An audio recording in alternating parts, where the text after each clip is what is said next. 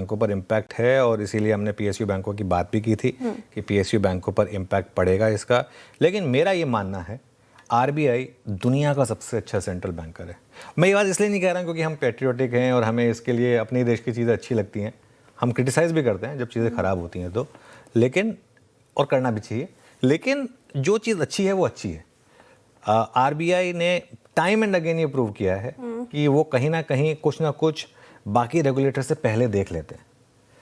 2007-8 का global financial crisis, आप तो तब शायद स्कूल में होंगी, पता नहीं होगा आपको उस समय का, लेकिन आप केस स्टडी करेंगे तो पता चलेगा।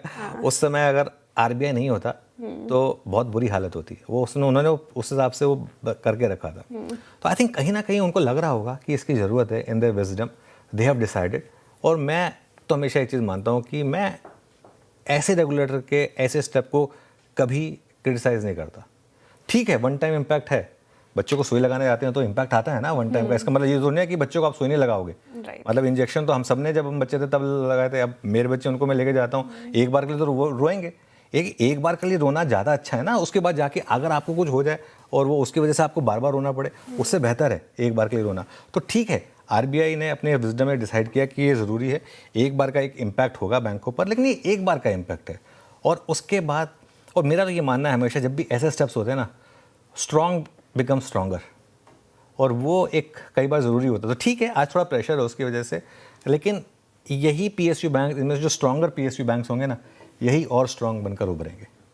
जैसे अब एसबीआई है फॉर एग्जांपल, एसबीआई में अब ये मौका है। एसबीआई को नहीं गिरना चाहिए था इसकी वजह से, लेकिन गिर गया। आज सुबह नहीं गिरा था एसबीआई, लेकिन अब ओवरऑल एक इम्पैक्ट आ रहा था तो एसबीआई भी गिर गया।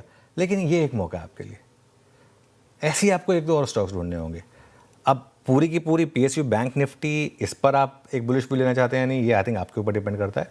लेकिन ठीक है, इसमें ये एक एक्सपेक्टेड था, हो गया, कोई दिक्कत की बात नहीं है। चलिए।